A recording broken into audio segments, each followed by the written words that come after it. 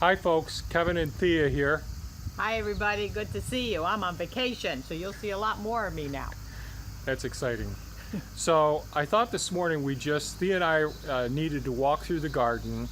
We've been harvesting some of the, peaches and the plums previously, and harvested corn. And now we got to decide what we've got to get out of the gardens at this time. And between that, you've been doing some of the blackberries and... Yes, a lot of the canning and the peaches. Kevin found another peach tree to can. So we made a jam this time. And 86 jars, they were pint size. Yeah. Yeah. So what we're going to do right now is we're going to just take a walk around. Behind us are the fig trees that are in a protected area, and they've been doing very well. Last year they got beat up pretty badly because I had them in an area where they're exposed to the high winds. They produce a few figs that we've eaten so far, just very few, and there's quite a few more on there now. But you have to dig through it to show it and all, so we'll move on to the rest of the garden. So here we go. Hi, now we're at the garden which is close to the house, and this is the butternut, and we actually got some time to train it to go up on the hoop so it's not laying all over the ground. So there's tons of them in here. I'm not quite ready to pick yet. And then some came across the ground here with the kale, and you can see in here there's kale. They're small. They've been blocked by some of the climbing plants, so they didn't get as much sunshine, so they're a little small, but they'll, rebound and do well. And as we're walking a little bit south here, on the south side of the hoop is some cantaloupe starting. And it looks like we're going to have a bunch this year, so I'm very excited about that. Okay, everybody, now we're further south than we were from the hoop area. And we have a long bed here, and what we have are three basic rows. We have on this area all the basil, that's sweet basil, and in the middle we have blue potatoes, and on the far side we have peppers, which are the banana peppers. And you can see some right down there. Maybe Kevin can get a shot of that. And they are yellow at this stage. They start green, then yellow, then orange, then bright red is when we pick them. You can see down here there's a few of the blue potatoes that we've got to start getting these out of the ground at this point. Unfortunately, I wasn't able to mulch these up because it just gets so congested in time, and I don't have enough mulching material. Okay, so I'm going to walk down this way. This is the strawberry patch we transplanted, I guess you could say, this spring, and they really came back, so next year we should have a lot of strawberries.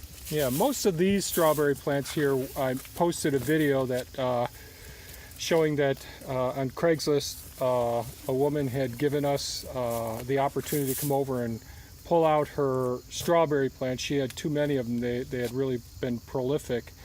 And some of these are ever-bearing, but most of them, I believe, are the June-bearing type strawberries.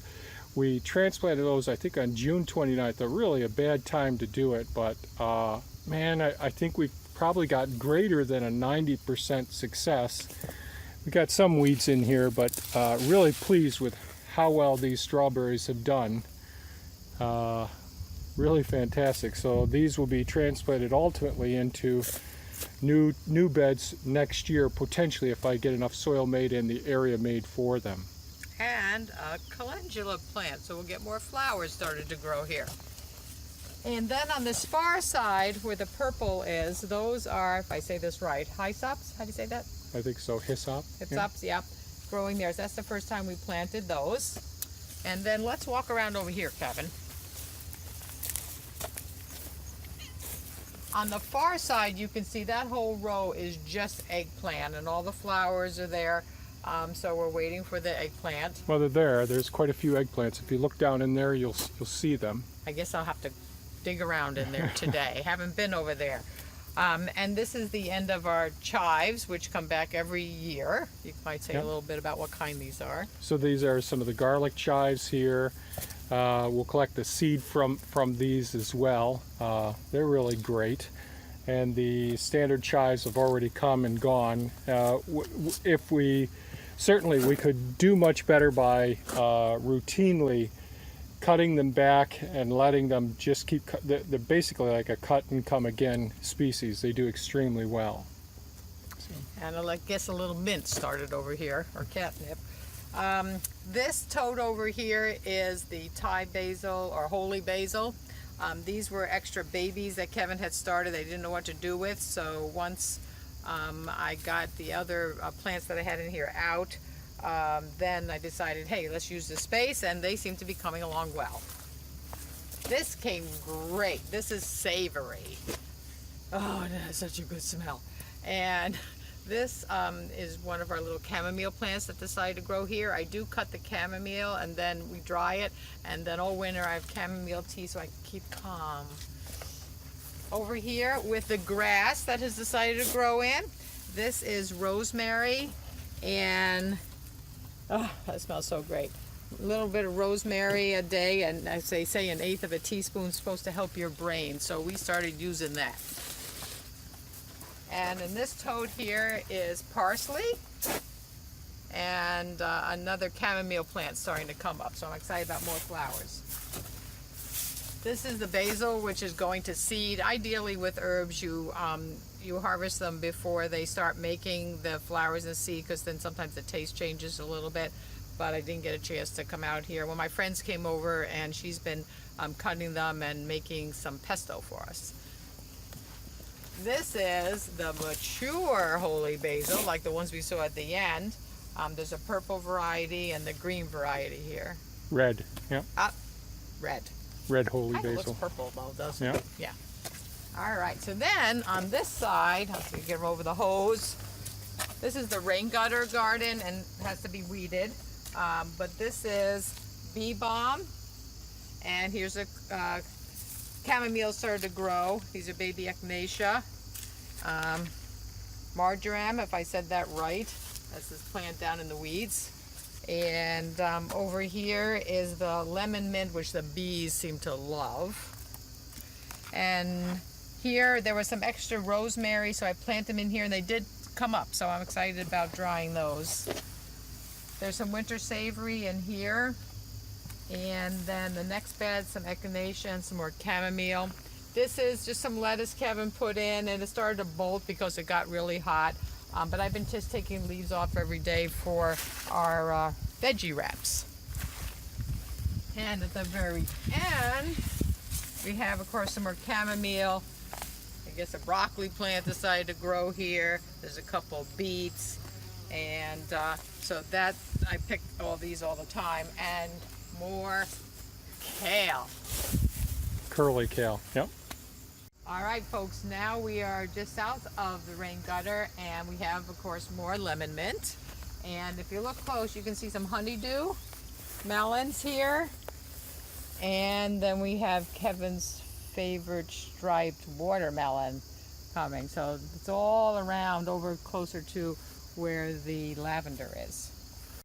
This whole row here on the hoop is the scarlet runner beans, which we use an awful lot in our refried beans we make all winter.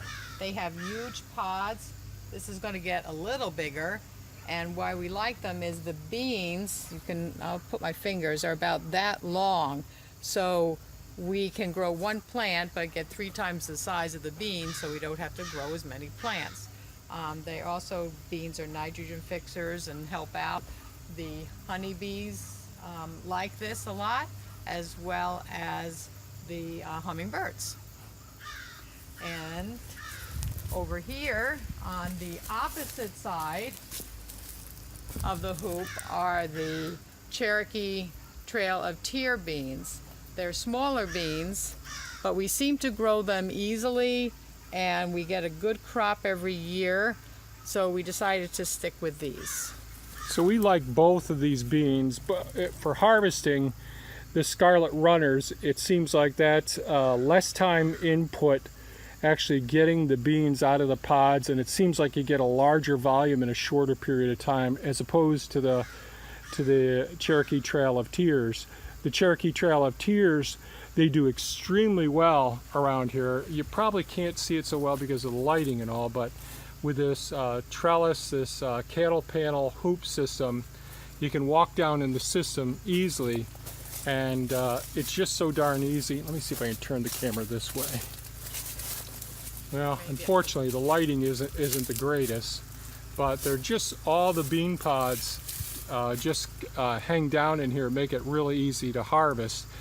The Scarlet Runner beans, they're slower to develop, and we'll see how well they end up doing ultimately, but they aren't as prolific, but it seems more productive when we're actually harvesting them and getting them out of the pods at the end of the season.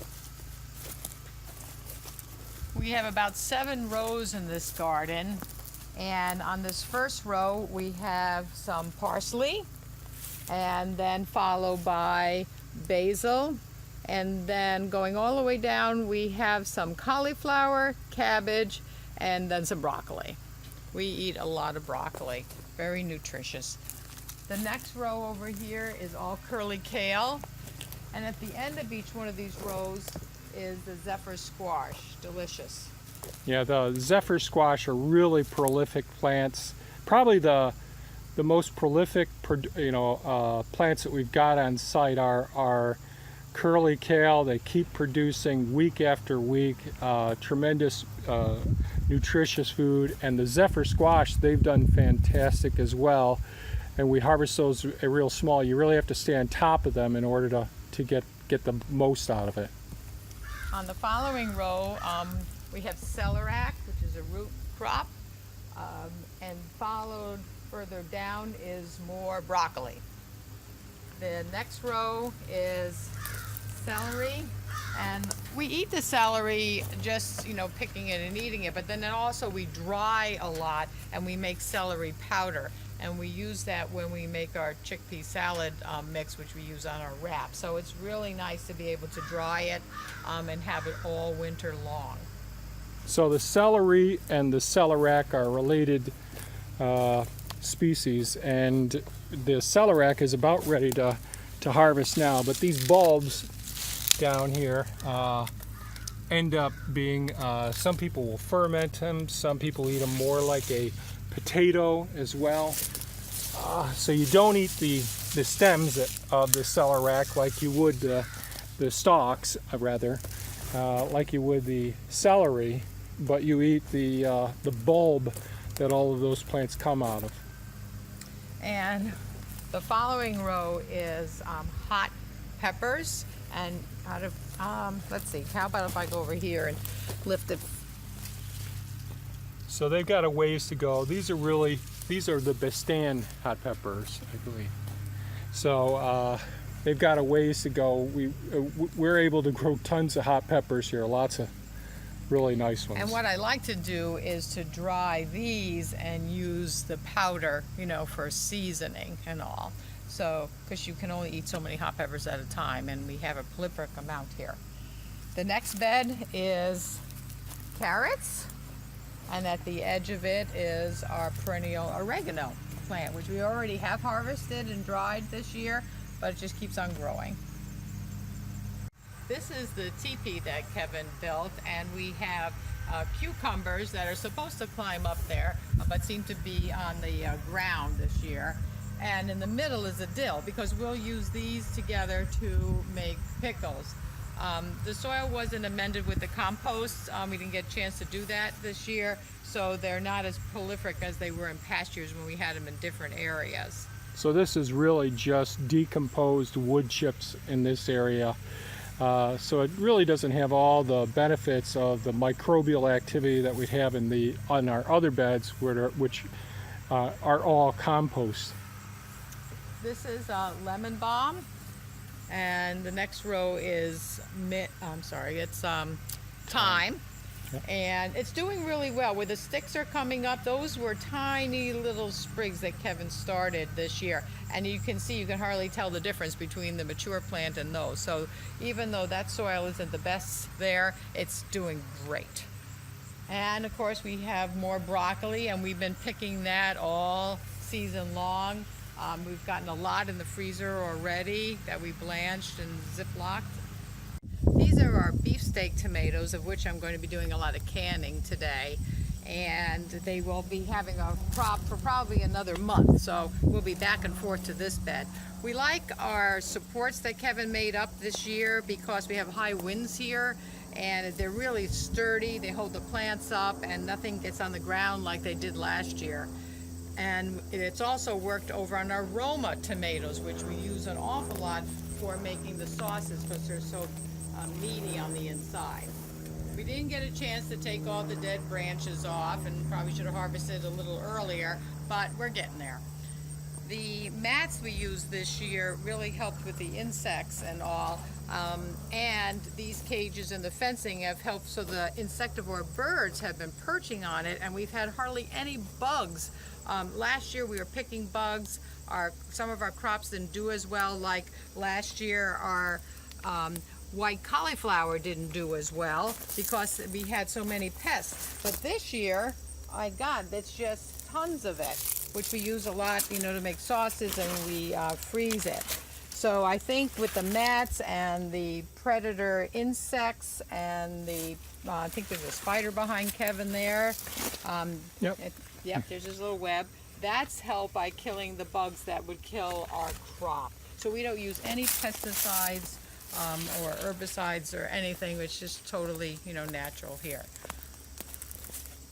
What are you going to be doing with the cauliflower? What do you like to do with the cauliflower?